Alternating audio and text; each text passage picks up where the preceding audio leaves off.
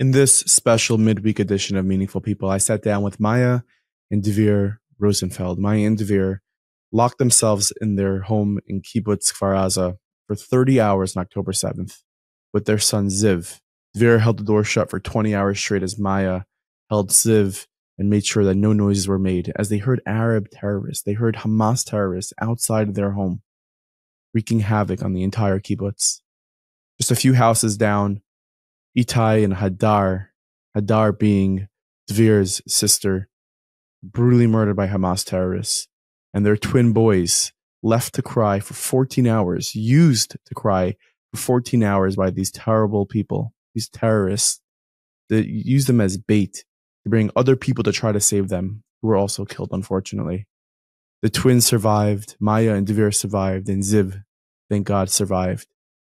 In this episode, you will hear their story of survival with so many miracles. Big thank you, Chedva, you know who you are, for helping us make this episode happen. And thank you all for listening. This is their story. Welcome to the Meaningful People podcast. I wish we were meeting in better circumstances. You know, I've done a number of these types of episodes where I've spoken to people who were in either Kfar Aza or Sderot or fighting in the front lines in the war. And I start the same way. I always say, like, I wish I was able to meet you when you were buying shawarma in Gaza when you were growing up, right? Or any other time. But this is, unfortunately, this is where we're at. And hopefully, this conversation, people can get a lot of chizuk, motivation, inspiration, and they can know more about you guys. So I guess if we could start there, if you could just tell me, tell my listeners who you are and what was your upbringing like, where you grew up, what was that like? So first, thank you for having us. I'm Dvir, I'm Rosenfeld, I'm 40 years old, and my wife is Maya. I'm Maya, 39 years old, also from Kfar Aza. Yeah, we both live in Kfar Aza. I was born in Kfar Aza. My whole family is still there, most of my family. We were 6 brothers and sisters. My parents arrived there in their 20s and fell in love with the place and decided to stay, to get married. And they brought 6 kids, 2 boys and 4 girls. 4 of us were still living there with the families and the kids. Maya joined me almost 3 years ago. Yeah. Oh wow, very nice. Newlyweds. You can say that. Of course. Yeah. I was living in Tel Aviv, and when we started dating, like almost immediately, I moved to Kfar Aza. It was a very beautiful place. Yeah. You said you grew up there? You didn't grow up in Kfar Aza, you did? No. Where'd you grow up? I grew up in Gedera. Nice. Yeah. So you fell in love with it? I fell in love with Dvir, I fell in love with Kfar Aza. No, but like from the first time I came to Kfar Aza, I told my friends, of course I didn't tell Dvir, but I told my friends, this is where I'm going to live. Like, it's such an amazing place. This is where I'm going to live. So it's interesting because many people from America might say, Kfar Aza borders such a potentially scary place. There's a lot of times throughout the year where there's hostility. And why Kfar Aza? Why choose a place to live that has that potential? So when I was a kid, like very young, first of all, Kfar Aza was always a very calm, beautiful, peaceful place. Especially when I grew up there. Like people from Gaza used to work in our kibbutz, and when I was very little, we used to go to Gaza to go to the beach, buy furnitures, buy bicycles, fix our cars. It's not too long ago. It's like a crazy thing to see where we are right now. We're talking 30 years ago. That's wild. In the past 20, almost 25 years, it's escalated. Unfortunately, we always used to say that we had this saying that to live there in Kfar Aza, and also all over our region, but especially in our area in Kfar Aza and the kibbutzim in the Otef, it was 95% heaven and 5% hell, because most of the time it was just heaven. It was paradise. All the fields around, the kids, like we never locked our house. We didn't use like to lock our cars. There was zero crime. No way. The kids can walk outside by themselves. The kindergartens, they was open. Nothing was, it wasn't like living in the city or even in a small, I don't know, a suburb. It's not like a suburb because it seems like a kibbutz in general is more like a bungalow colony. It's everyone's... Yeah, no fences around between the houses. All the doors are open. Yeah. But when it's escalated, like that was the 5% hell, because we had to pack our bags, take our kids, our family, and leave for few days, up to, I don't know, like a week or two, up north or to the center or to a lot, or whenever we needed, to wherever we had to, till all this situation would come down, and then to go back home and just wake up in the next morning and business as usual. So that was the 5% hell. But 5%, most of it didn't happen too often, did it? Twice a year? Twice a year, give or take. Is that not too often that twice a year you wake up at 5 a.m. and you have to pack your bags immediately and just go somewhere with your family? I guess once is too often. I was thinking maybe it happens, once every few years where there's no. It very depends how hot our relationship with them. We can say this: Ziv, our baby, is 13 months old. Mm-hmm. So it happened when I was at the end of the pregnancy. It happened when he was 5 months old, and it happened now. So I think it's like honestly, three times a year. The whole conversation is to even to be discussing it is not. It shouldn't happen ever. The best comparison. Somebody told it to us here. Just imagine if New York City was flying rockets to New Jersey, okay? Yeah. Was it something that you can accept? Or let's say Tijuana would fly rockets to San Diego. Even if it was just one rocket, would it be something that the United States would have just said, okay, so we'll just pack our bags for a week and then come back? Or let's build another bomb shelter so we can... It's something... It's not supposed to happen at all. Like, right. But this is the life. This is the life that, and you understood that it just came along with it. The 95% paradise, 5% hell. And also we always knew there was like the threat was the rockets, right? And we felt pretty protected because again, Israel has put so much effort into defending the citizens. We had safe rooms, we had Iron Dome, we had a very sophisticated notification system that lets you know exactly where it's going to hit. But we never were afraid of the threat of infiltration, yes, because we had the obstacle. We had the obstacle. So even like when I moved to Kfar Aza, I'm not there, I'm not from there originally. So when I moved there, yes, I was worried at the beginning. But then I actually met the head of the first response unit, and he told me, don't worry, there's the obstacle. We're safe. No one can come in. No one can come in from Gaza. It's something that people have put billions in. So we felt like this is something that can really never happen. And as long as it's just the rockets every now and then, and this is the price I need to pay to live in paradise, okay, I can take it.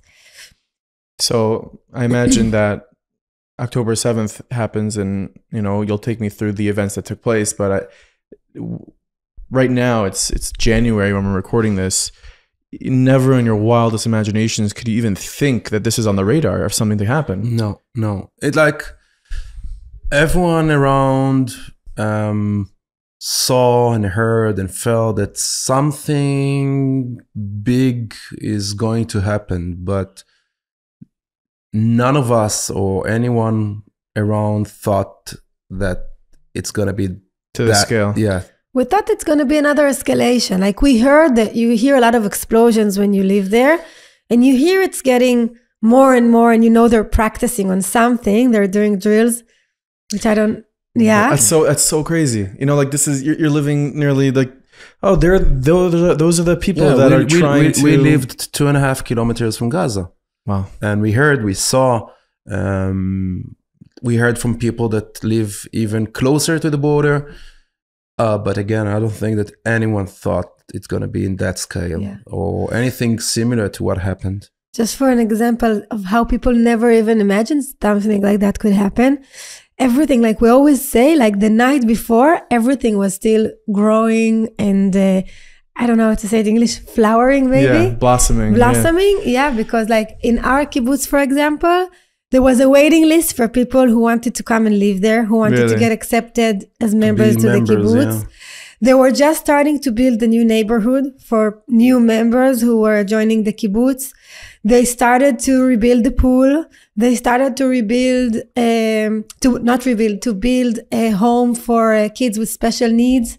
It wasn't on a decline. It was growing. No. Like even to rent a place, you had like a waiting list. Like people from that born and grew up in the kibbutz and left for, I don't know, studying somewhere or something like that and wanted to come back, had to wait something between 6 months to 2 years only to get an apartment or house. And also us, like on October 6, we just came back from overseas on October 5. And on October 6, I remember we were sitting outside in our yard and we were telling to each other that we need to expand the grass a bit because our child is getting bigger and he's going to start walking any minute soon.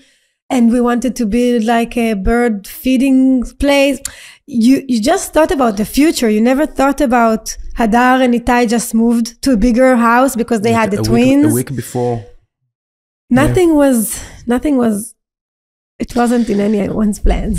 Yeah. So I guess take us to the early hours of October 7th. So like Maya said, we just came back on October 5th from South Africa. We went there for 2 weeks, just 3 of us for vacation. And then on Friday, the whole family were together for my mother's birthday. And each one left to his house. I woke up early that Saturday. Maya woke me up early at that Saturday. We have a baby. He didn't sleep all night. So I didn't wake up. I was up all night and then But it still doesn't mean that I didn't wake up early. I woke Dvir up. I was angry. Anyway, so I took Ziv. Usually on Saturdays, I wake up and I take Ziv, our son, just for like 2 or 3 hours walk in the kibbutz. There's the men meeting. All the men are meeting in the circle with the kids, like everyone with the red eyes. They're comparing notes. Letting the wives. How can we get more sleep? What's going on? So I was preparing myself and him, and dressed up, and I was on the way out for a walk with him. And then she was like, she woke up and probably thought it's much earlier, and she was like, "What are you doing? It's so early. He still needs to sleep. Stay home." It's like, and who's gonna get into fights on Saturday? You know, it's like when you're together the whole day. So I said, you know what? I'll stay here with him. And it was like 6:15, something like that. And 10-15 minutes later, the rockets started to fall. And in the beginning, we didn't hear the alarm. We have this red alert, red color alarm, which means rockets are being shot to the kibbutz. Is that unusual that you didn't have the alarm? Or you generally have that? No, the alarm is very accurate. Like it will only happen if it's right on you. Right, and usually our kibbutz, it's funny to say, but our kibbutz isn't a good... Dvir always used to tell this to me when I was afraid. He told me, listen, we're in a good spot in the middle. We're not on the way to any city. We're too close for the short-term rockets, and we're too far. So he said nothing usually came to us. But this time, like there wasn't the red alert, but you can hear it's right above our house. Like at the beginning, we woke up from the whistling bombs, from just the loud explosions. And I told Vir, come, let's go to the safe room. And he said, but there's no red alert. I told him, but can't you hear? It's right above us. Like it's here. It's right here. So this was the unusual part. So I told her like go to the safe room. I'm gonna bring the dogs, and we have 2 dogs that were outside, and because we like our routine was, you know, they shoot rockets. We pack our bags. We wait like an hour or 2, so it will calm down a bit. Then you jump into the car and you drive somewhere. Yeah. I was already making calls to my friends up north, and I told them, listen, I think something is beginning. There's another escalation. We're going to wait a few minutes for it to calm down, and then we're going to head our way to you guys. So I went out, and one of the dogs was on a leash, so I brought it in. And the other one was free, so he wasn't there. So probably he ran away because of the explosions, the noise. Right. And I was just standing in the garden for about 10 minutes calling his name, and he didn't come. And with all due respect to the dog, and I love dogs, said like, okay, I'm not going to get injured or die because he ran away. So I went back in. Yeah, because there was a lot of explosions. And it wasn't... Yeah, usually it's like 10, 20, 50, 100 in a day or 3 days. But that morning it was like hundreds. In a 10-minute span. All the time. It didn't stop. It was just constant. Yeah, constant. They said they fired 2,000 rockets, I think, that morning. That morning.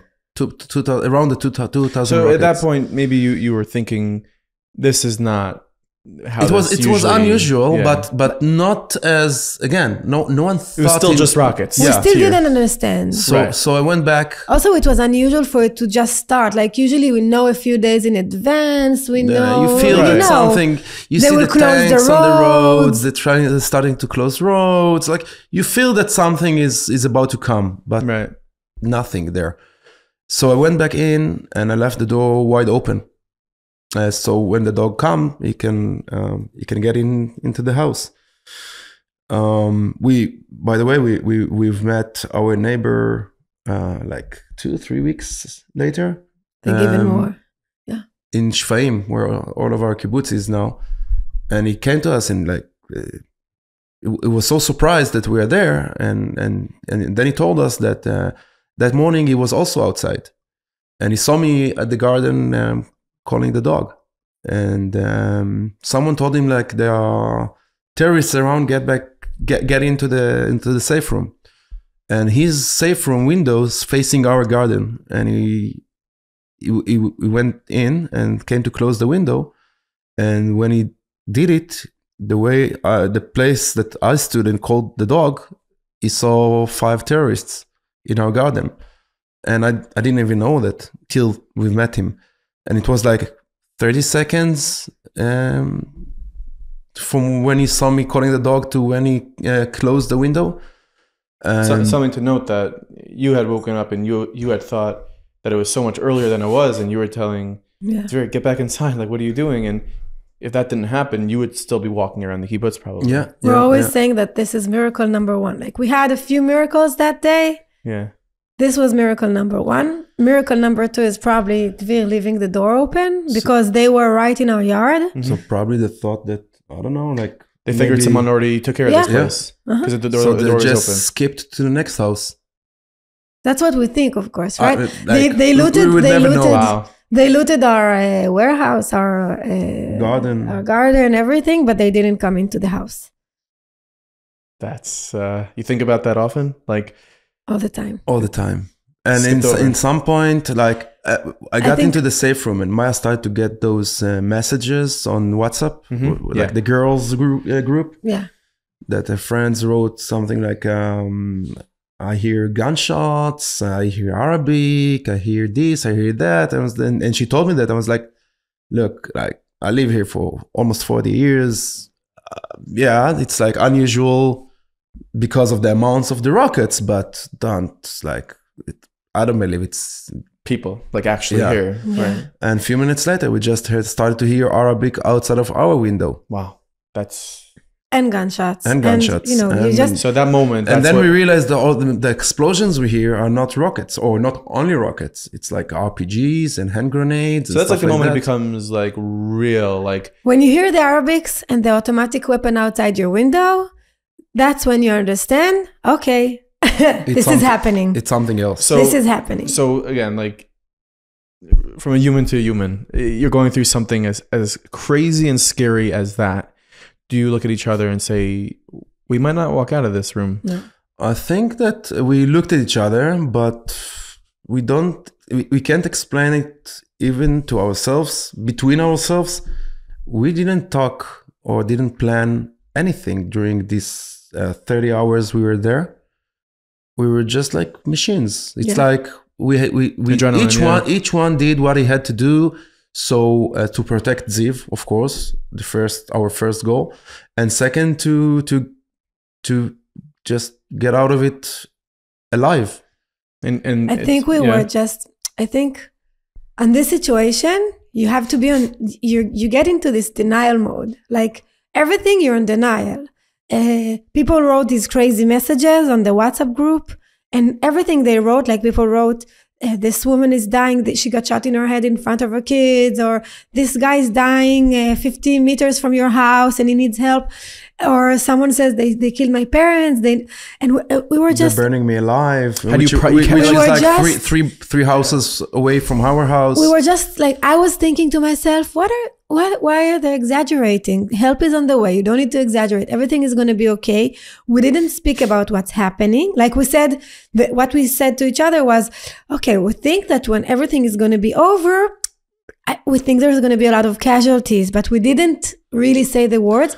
And I actually think like a few days ago... I think that none of us understood completely, especially not in that point, the scale of it. Yeah. And the amount of the terrorists are outside. Right, they say we know that there was over 2,000 terrorists that entered. In our kibbutz, there were hundreds. And it's just for people to understand, how many people lived in your kibbutz? 900. So around 900. So there's 100 terrorists. Hundreds. So let's say they collected. Zaka told us that they collected 252 bodies of terrorists just in our kibbutz. And it's not including the terrorists that either kidnapped people and ended up getting back to Gaza, or people or civilians or terrorists that came and robbed whatever they could and took it back with them, or some of them that just continued to different roads or other kibbutzes. Wow. So if you watch the videos from that day, you actually see them like standing in line to go through the hole in the fence, just to come into the kibbutz and do whatever they want in the kibbutz. There were so many people inside. They were running on our yards.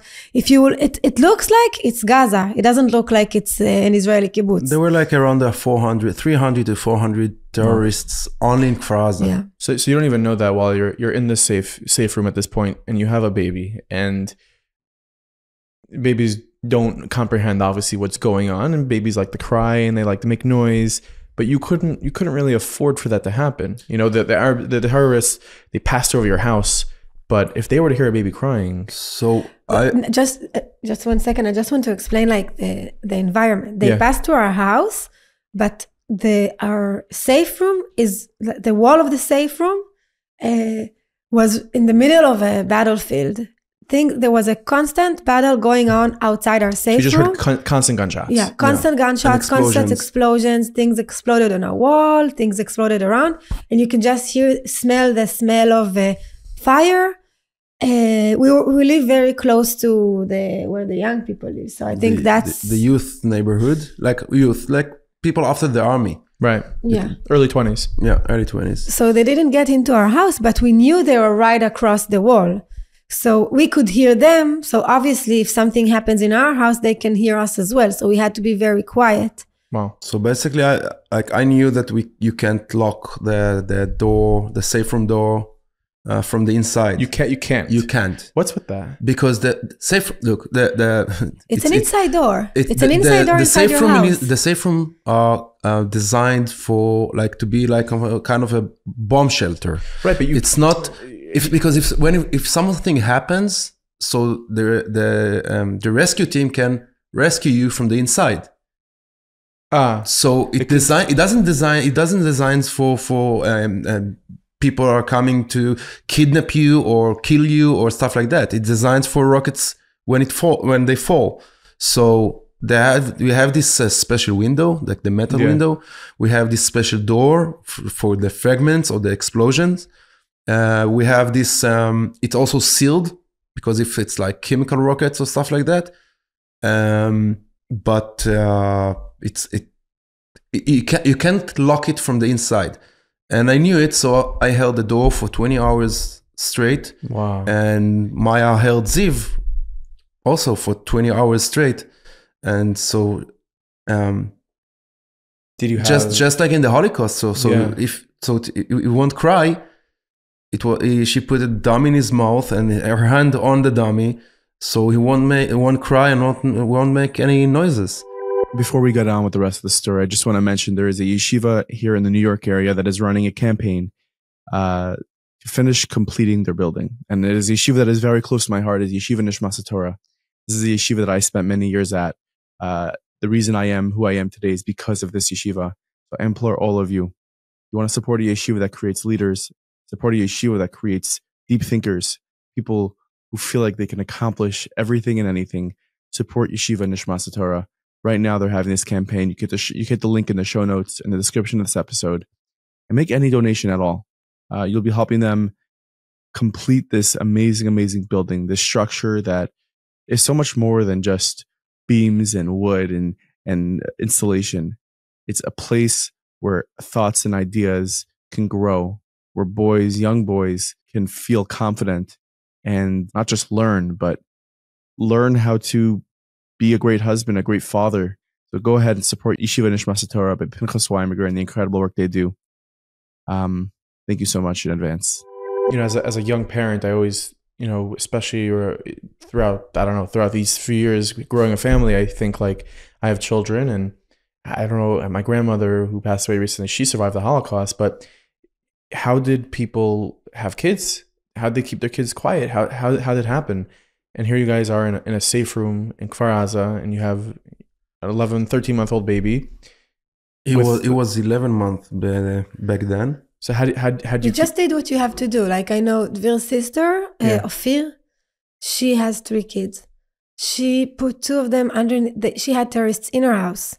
So she put 2 of her kids underneath the bed. She told them to be quiet. And her baby, she just held in her hand and held his mouth. Held the mouth, yeah.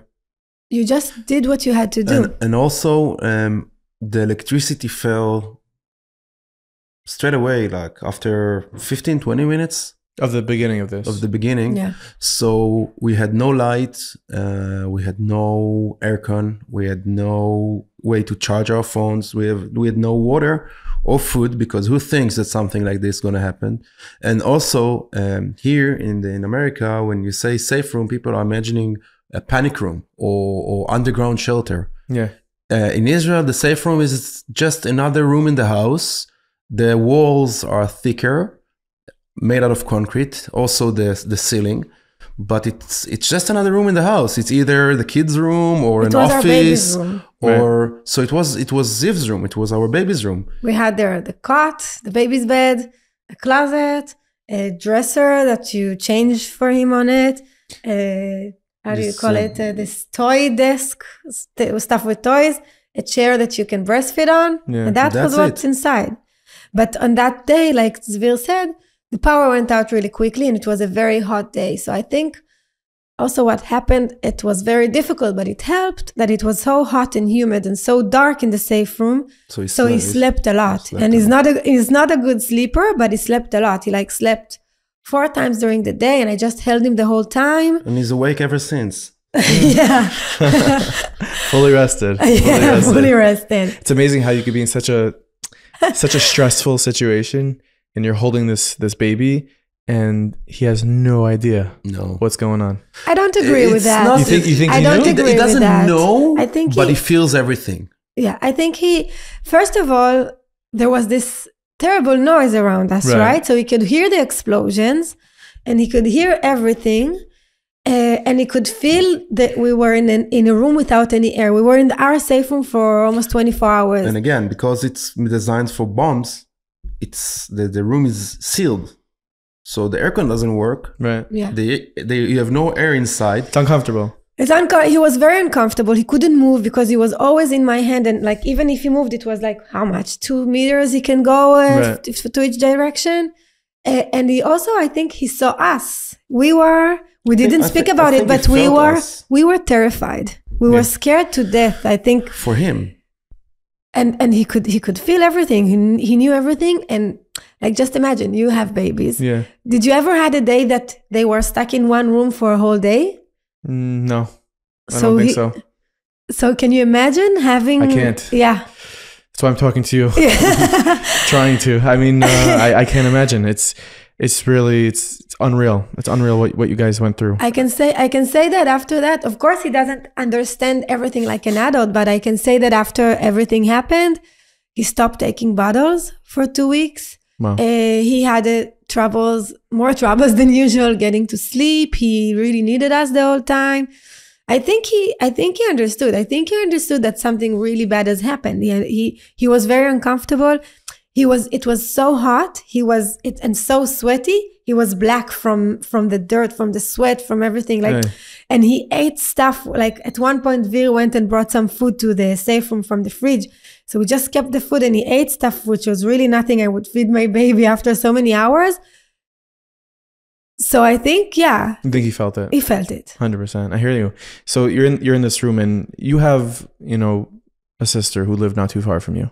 In this kibbutz. It's a kibbutz. It's a small place. So basically everyone lives not too far. Yeah. It's like you get from our house, which we live in the middle of the kibbutz. It's like 5-minute stops to each direction. So, she has 2 kids, twins, and they're going through the same thing that you're going through at this time. Is there, something happening on the family chat that you guys are keeping in touch of? This is our experience. What's your experience?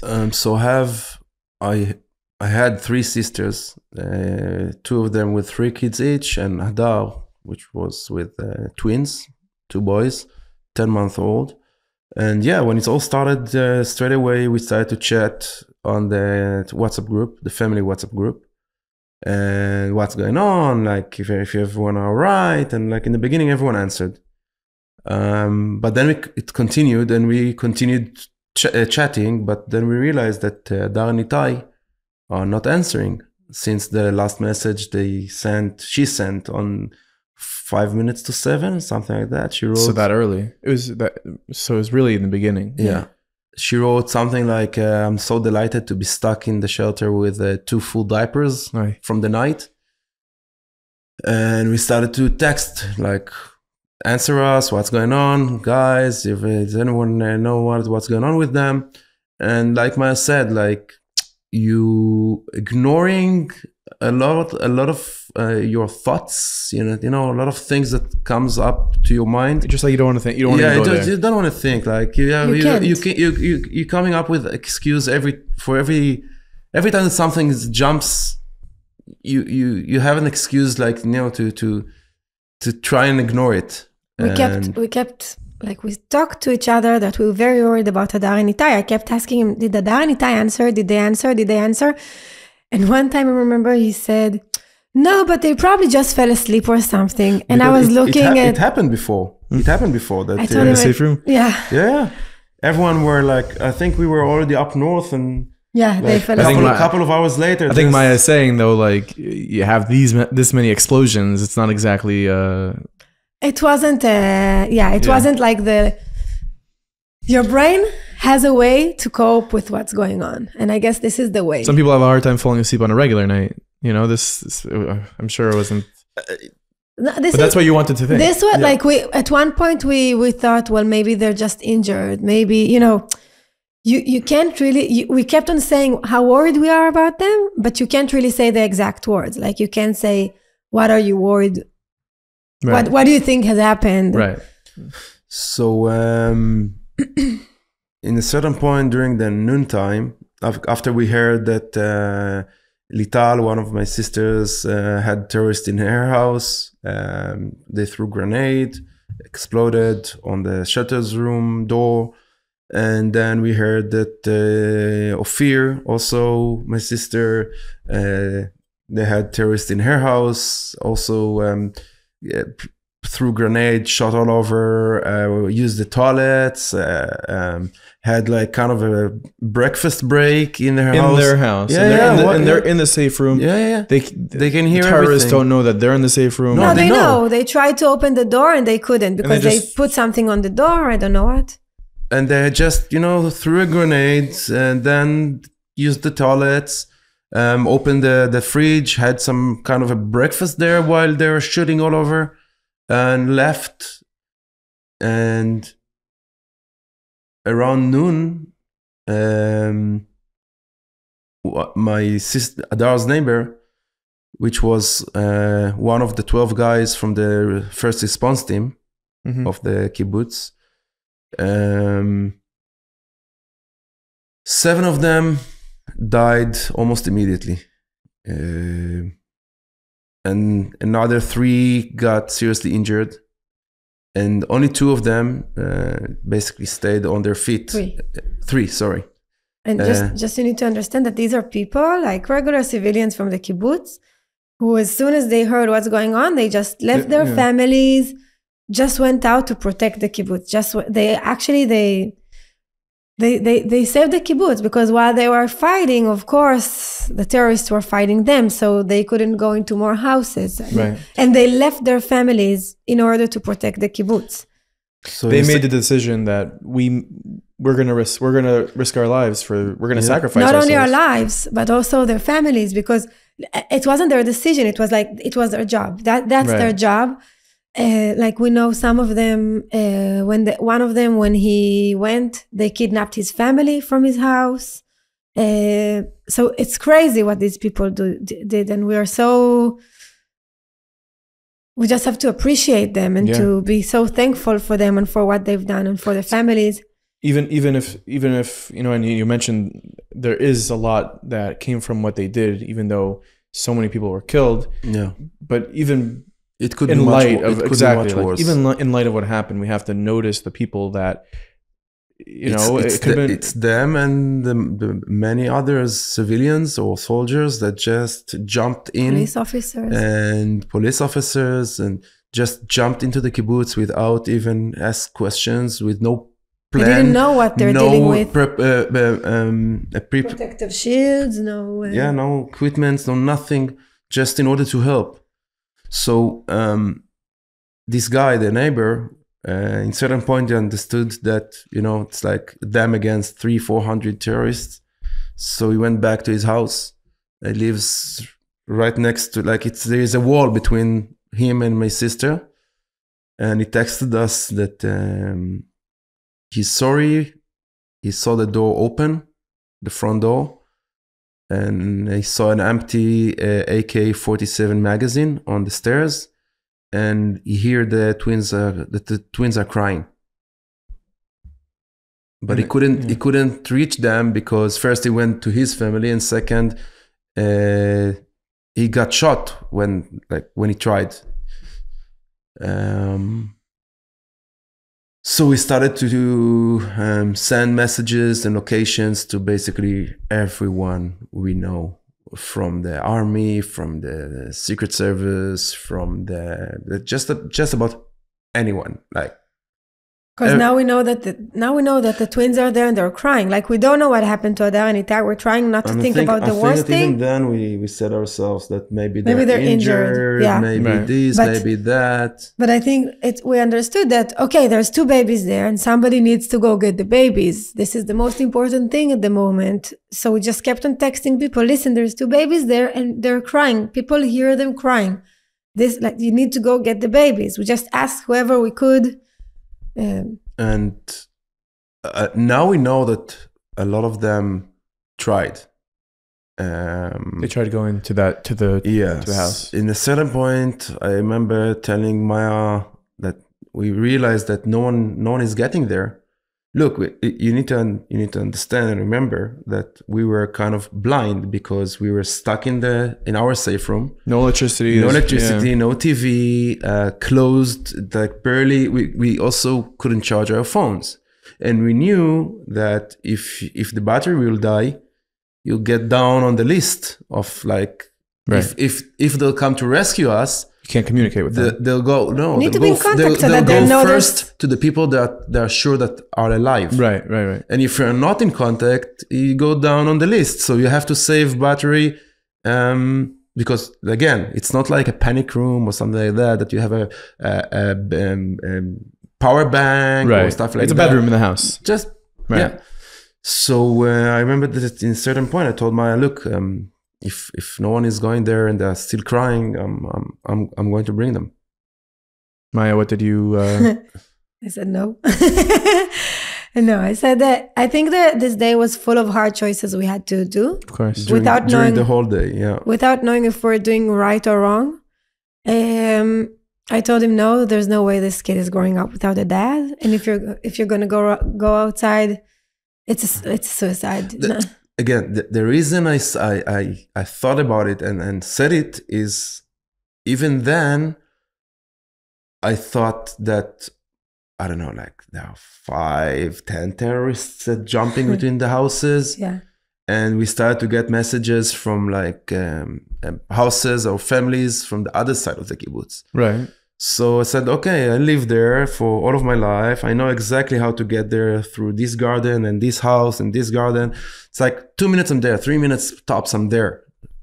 I didn't think that there are 400 terrorists that going around.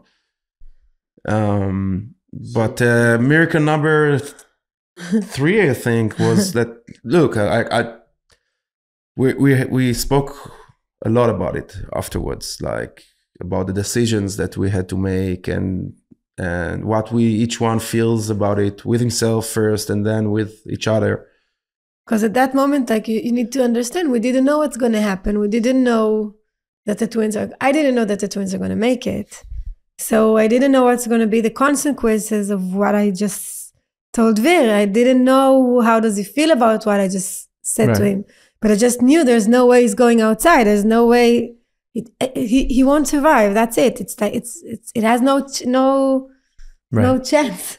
No, 100%. So it was hard. And again, like during all this time, you're still getting messages from friends, from family, you know, what's going on with the army, where they are, we're still looking for this, and we know that this one hurt. Like, and again, you're stuck in your room, in your house, and you get this message from one of my childhood friends' wives that he's under this building, bleeding, and it's like 100 meters from us. Not even 100 meters. Not even 100 meters. And another friends that, you know, they burned their house, and it's like three buildings from us. And it's like, and you can't do nothing to help. And so it's during our situation, our family, or the whole time that we're dealing with ourselves and with Ziv, and then with my family and with my sister and the twins, you keep getting those messages from friends, from childhood friends, from neighbors, that your mind is constantly around 8 o'clock, 8:30. Maya's friend from the Secret Service, who, by the way, rang us around afternoon and told us, guys, it's too complicated here. We're really trying to get to you, but prepare yourself to stay there for overnight. Mm-hmm. And this is after like 10 or more hours that we are already there with no food, no water, no electricity, no nothing. So he rang us around 8:30 evening time, and told us that the twins are rescued. They're out. They are okay. And we asked him about what about Hadar and Itay, and his answer was they are not on the abducted list. We didn't even think back then, like what it means. What it doesn't tell us. What it doesn't tell us, because again, like, you're in a survival mode. You're ignoring all the small details that. So that was a way of telling you. In every other day, in any other situation, you know, it was like straight like a red light. You know, like you missed that flag. And like 15-20 minutes later, maybe half an hour, my brother, he lives in Tel Aviv, and once he realized that he can't help physically in the kibbutz because he was far, so he opened like some kind of an operation room in his living room in Tel Aviv, and basically connected between the forces, like the armed forces in the kibbutz, and the WhatsApp group of the people. It's like who lives where, who have terrorists in his house, who's injured, who's dead, who's kidnapped, who's where, how to get to this house. Because in kibbutz, it's like it's not like I don't know, in the city or in the moshav or village or whatever. We don't have street names, and we don't have house numbers. So if you don't know how to get to a certain house, you can keep going looking, and you won't get there. So he rang us like 20 minutes, half an hour after Maya's friend told us that the twins are all right, and he told us that it's. You were still in the safe room. Yeah, the whole time. And you weren't taking any chances. You weren't coming out. Was there a point where things quieted down, and you were going to come out, or you were waiting for soldiers to come take you out? No, you couldn't come out. And the whole time, our house was right in the middle of a battlefield. It didn't calm down. There were combats going in our kibbutz until Tuesday, and I think it only calmed down a little bit at around 3 a.m. Until 3 a.m., from one point we could, like, for a long time we just heard the tourists and the Arabic, but at a certain point we were hearing a tank, and then and the tank threw some bombs, and then there was quiet for like a few minutes, and then again you start to hear the Arabic and the terrorists and the shots and the automatic weapons, and again you hear the tank, and it wasn't coming down at any point. It continued to be it was just a continuing battle the whole time. So there was no option to go out. I imagine it's also hard to process a lot of these messages, because what does this mean? They're burning your house down. Like, what does that mean? At one point we got this message from one of the people in charge in the kibbutz for the house rent. He sent this message to all the people in the kibbutz, and he wrote, listen, things are very hard. Please remain in your safe rooms. We know that they're burning houses in order to make people go out of the safe rooms. So if they're burning your house, stay in the safe room. It's better to have some burns than to be caught by Hamas. And you're sitting in your safe room. You smell this burnt smell. After that, we saw that the house right behind us was burned almost to the ground. And you don't know if it's your house that's burning or some other people's house burning. We continued to feel it, like we felt the floor the whole time. You and feel the walls. The floor, the wall. You just touch it all the time because I want to know if they're burning my house. This room is sealed. So you wouldn't even know? So you won't even know if your house is on fire till it will be too late. You don't know. Everything is burning already. Like you smell the smell, but you don't know if it's from your house. So you just keep on touching, and you can't even plan. What will I do if they will burn my house? Will I jump out through the window? Will I stay? You don't know what to do. So what's the moment, I guess, the moment that you are, out of the safe room? What transpired? Before that, like Dvir said, they told us, Dvir's brother told us that Hadar and Itay they got murdered. And then Dvir's younger brother and sister, they weren't in the kibbutz. So they went to get the twins. We were all trying to figure out in which hospital are they in. Like, I think we cried for a minute or two about Hadar and Itay. I mean, you just found out that your sister-in-law... We found out that they're dead. And also at that point, we also already lost communication with one of Dvir's sister, which we also thought wasn't with us anymore. Slowly, we lost connection with all of the family.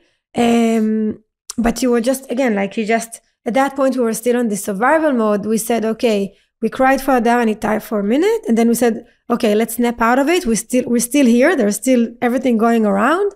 So we just, they said they're going to go get the twins. The most important thing was that they won't get to child service or anything like that because they have a big family that loves them. And we told them, like, you need to go buy this and this things. Just go get the twins. We organized car seats for them, things like that. And then after they were with the twins, we got pictures of the twins, I think. It took a few more hours, and then we also lost our phones. But before that, if we're talking about hard decisions, we decided that we're not telling our parents nothing about Hadar and Itay, because they were also in their safe room, and they lost communication with Hadar and Itay in the morning. They lost communication with Ophir and Tom, with their 3 kids. And we knew that they're going to lose communication with us as well, because we didn't have enough battery. So we decided that we are not telling them anything, so they'll keep fighting.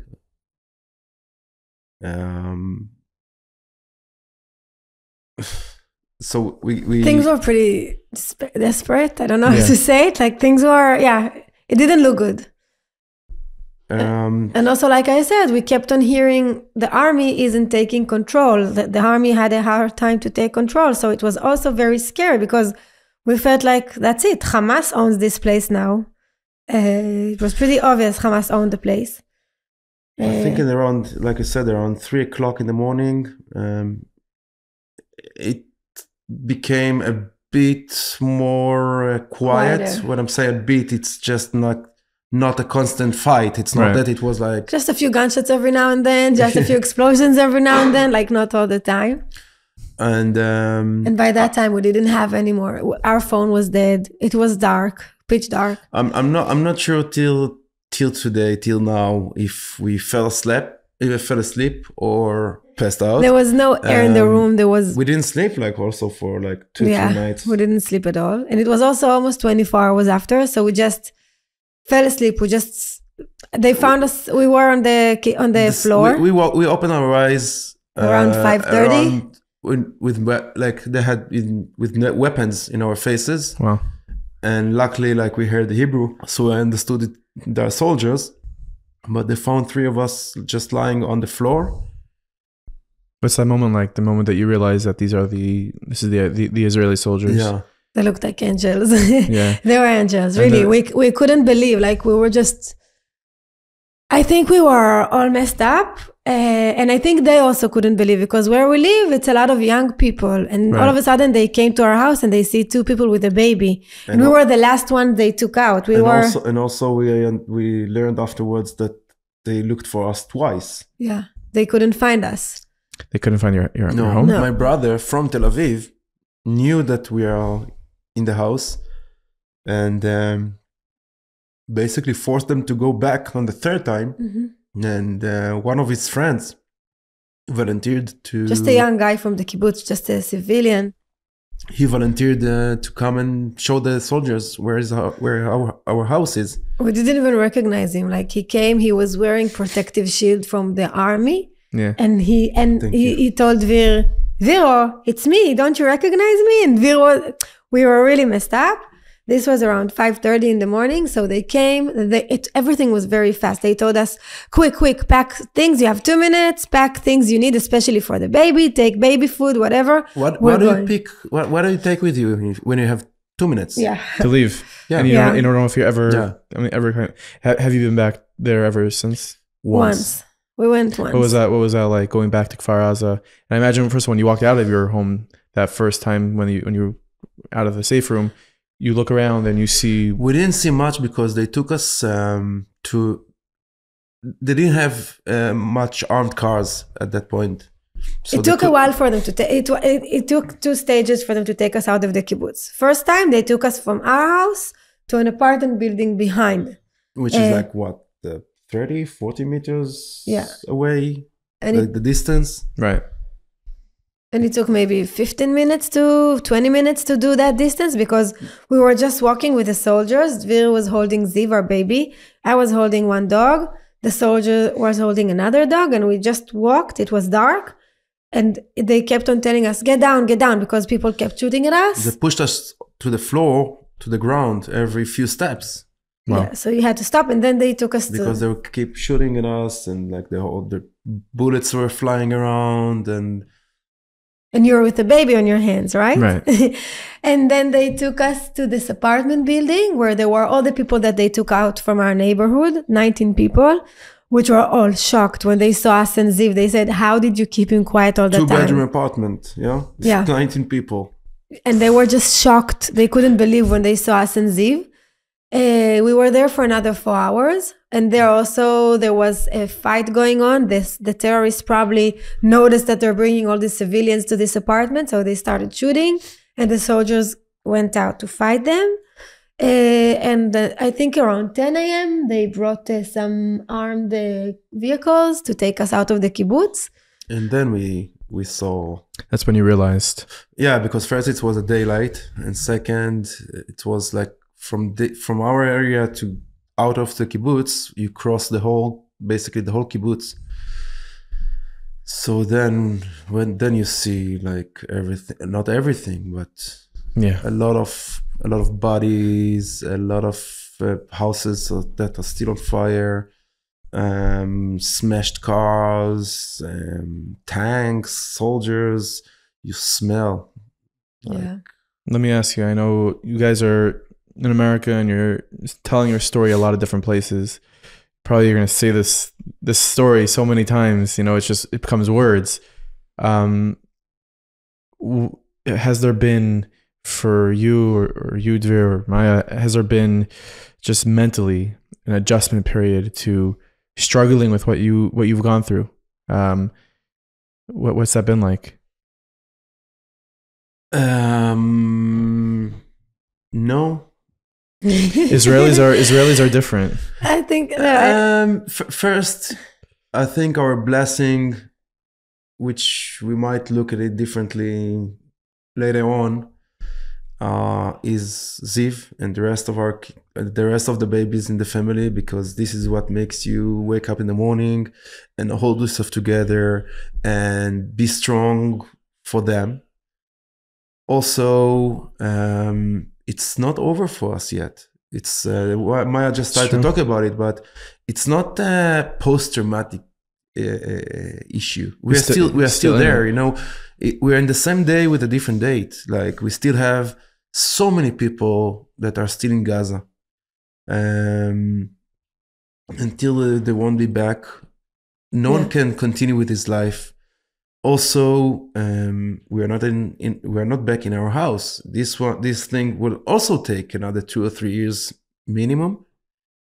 We are not working. We're not like life is on pause. Life is on hold. Everything stopped. So time has stopped for us. Do you want to return to Kfar Aza?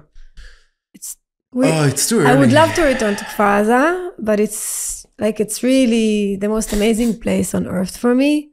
But it's really too early to answer this question. No one knows what's going to be. Right. The kibbutz, to rebuild the kibbutz, you're talking about 2 or 3 years from now. Right. All the situation in Gaza is still unclear. Still happening. No one knows right now how life going to looks like in, I don't know, next year or 6 months from now. I think for me, it's not a question if I want to come back or not. It's a question can I go through this thing again? And I know I can't. I can't go again through this horror. It was, just imagine yourself being for 24 hours in your baby's room, holding your baby in your hand, and just being scared to death because you think every minute someone is going to come in and do the most horrible things to you and to your family. And also, I can't do it again, go through it again. So for me to go back, I need to know that it can't happen again. And also, I think that no one will put himself in situations that before even October 7th, we were willing to pay the price, like we said. The price changed. Yeah.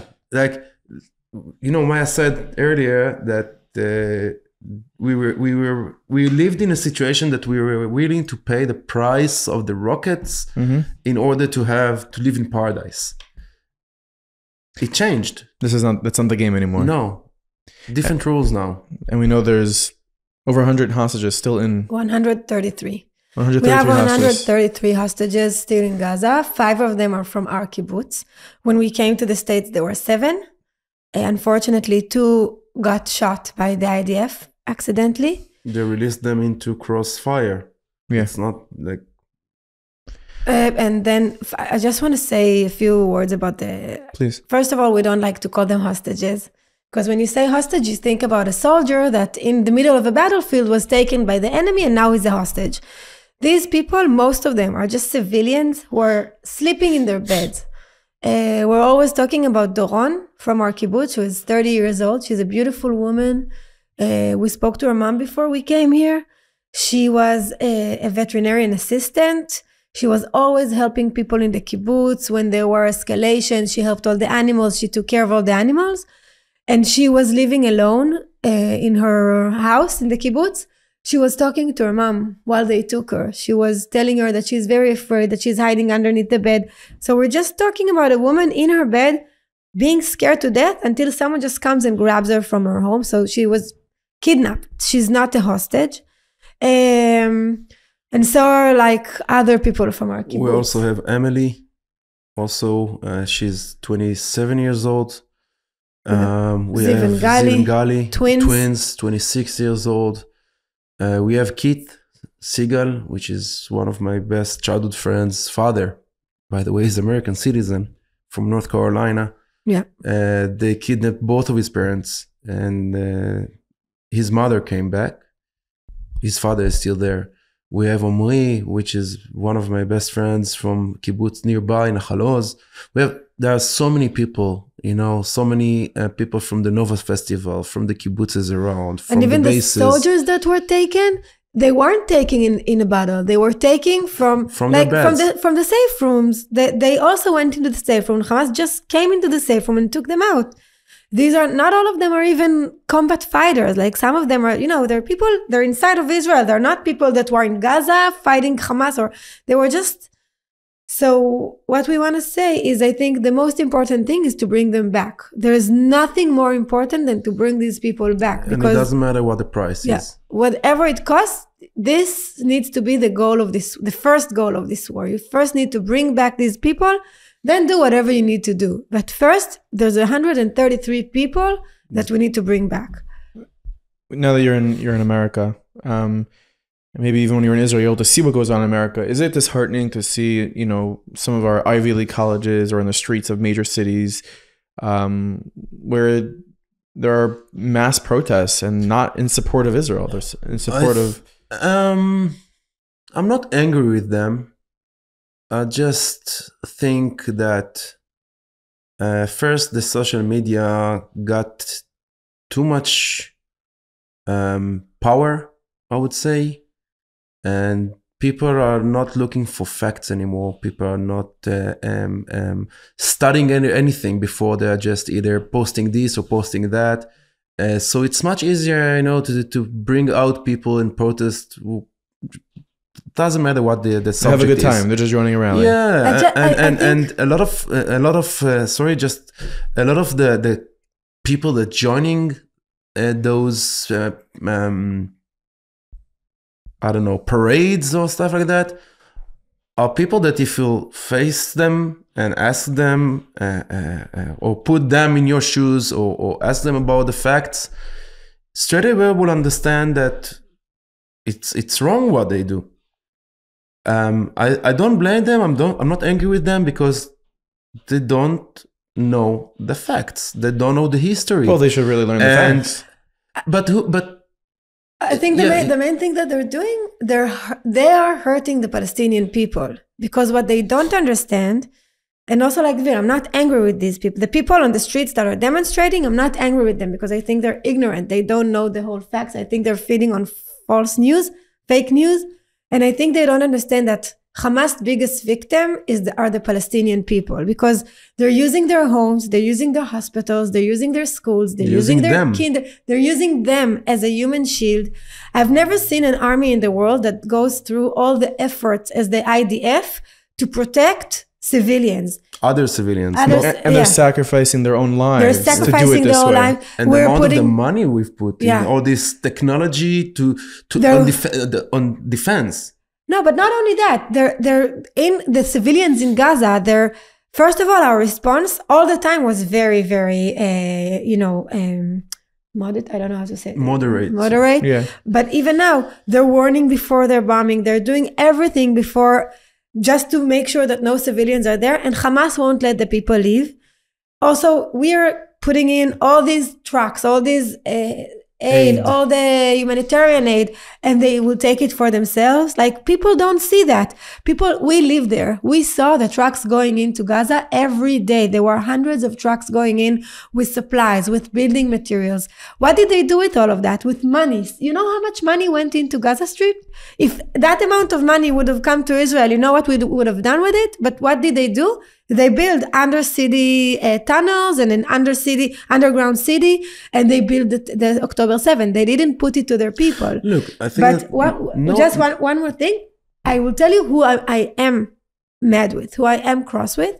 The heads of the universities, because I think these people cannot hide behind ignorance. Yeah. These are people who too smart. They're supposedly too smart. They're too smart. They know a lot. They're supposed to teach the facts. And these people sitting in the Congress and saying, well, it depends on the context. I would really want to sit down with one of these heads of universities and ask them, please, I want to tell them the story of Hadar and Itay. I want to tell them about... Tell them. I mean, they're watching maybe. Well, 2 of them are unemployed right now. They I want to tell them she resigned yesterday from Harvard. How these 2 beautiful people, 30-year-old, Hadar was the most beautiful woman, skinny, very delicate. She was no threat to anyone. She was killed in her home while fixing bottles to her kids. Her husband was killed in the safe room in front of his 2 babies, and the terrorists left these 2 babies in their beds. They use them as bait. To bring more people to save them. Yeah. For 14 hours, they kept them there without water, without food, near their dead You have to understand, to just break that down for a second. We both have children. To hear a kid cry, first of all, it can be annoying, but your heart, you can't let a kid cry for 30 minutes, 14 hours.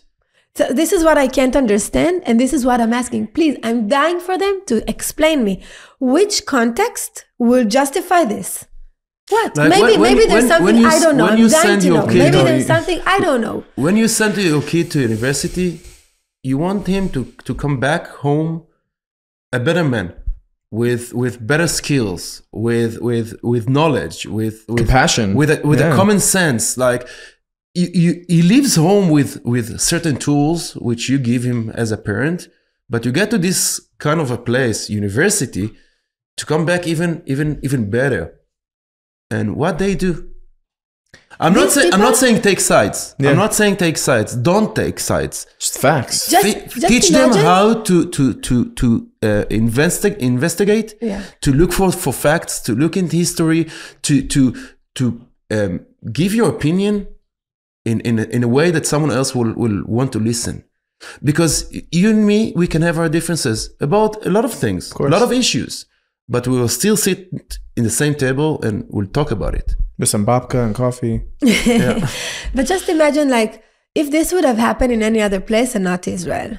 These people have just raided a village and burnt it. Like, let's imagine it would have happened in Africa, okay? Because this is something that usually you hear it happening in very, very far away civilizations, places that are less modern, right?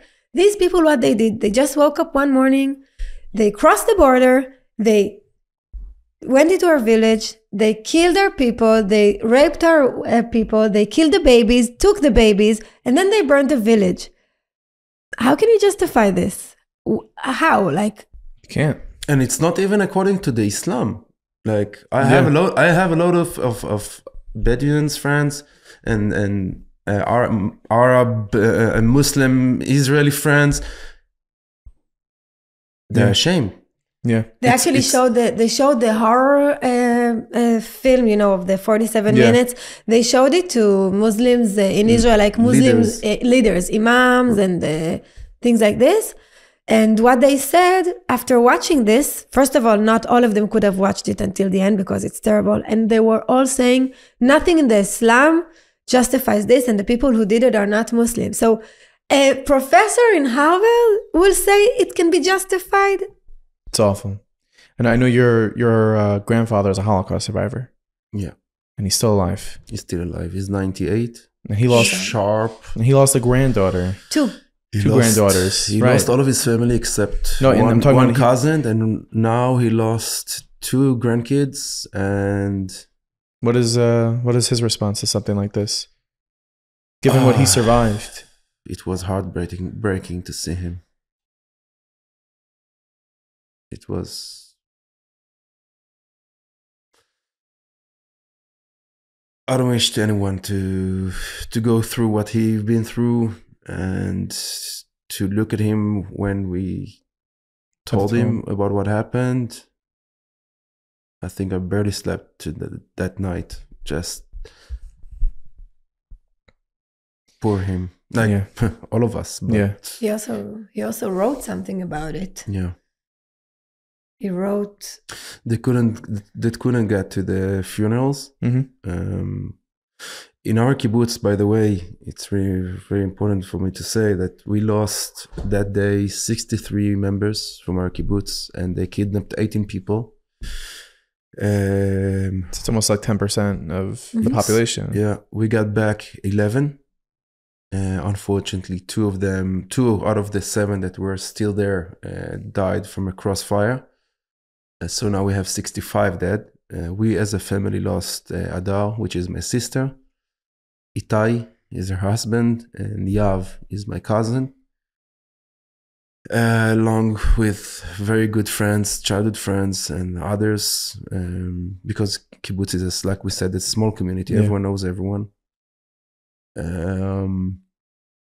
So to see my grandfather, after all we've been through, now he's burying 2 of his grandkids, and he couldn't even be there, physically couldn't even be there. That was... He's burying them because no other reason other than they were Israeli or Jewish. Yeah. Mm-hmm. The crime that they tried to kill him in the 40s for. The 3 of them were murdered in their homes. We told you the story of Hadar and Itay. Yahav was murdered in his safe room. He had a newborn baby, less than 1 month old, Chaya. He was with his wife and with his baby in the safe room. And he actually died while saving his wife and daughter. He held the window and gave Shaya and Shaili the 2 minutes they needed to run away from the house. Wow. But yeah. And he was shot in the back. He was shot in the back. But yeah, they all died just because they were Jewish, just like it happened to him in his close family. I want to ask you... it was a second Holocaust, what we've been through. Yeah, it's unbelievable. And it's possible that in many years from now, your son Ziv will listen to this and see his parents talking about what happened that day. Be more mature and older, more able to understand things on a deep level. Is there anything you'd want to say? Sorry. Sorry that he had to go through it. And second, that we did our best to keep him alive, and we'll also for him, for the rest of our kids in the family, for the twins, we'll keep all of those articles, all of those videos, so they'll learn, they'll know about Hadar, about Itay, about Yav, about the rest of the heroes that, jumped and rescued and put themselves in danger and gave them the ultimate sacrifice. So they'll be alive, they'll be with us, and we will be with them. And I just think that no child needs to go through something like this. We never imagined something like this would happen. We hear stories about what happened to other children. I thank God it didn't happen to my child or to any of the children in our family. But I don't think the world can accept something like this happen to children. Never. 100%. And hopefully by the time people hear this, the hostages will all be home. And I'm sorry that you guys had to go through what you went through, but the fact that you're sitting here means there's a lot of work for you to do. Mm-hmm. And you should continue on your mission. You continue on your mission with trying to bring home these hostages, and beyond that. You survived, and that means your work's not done. So thank you for coming here. Thank you for having us. It's important, it's hard, it's important, and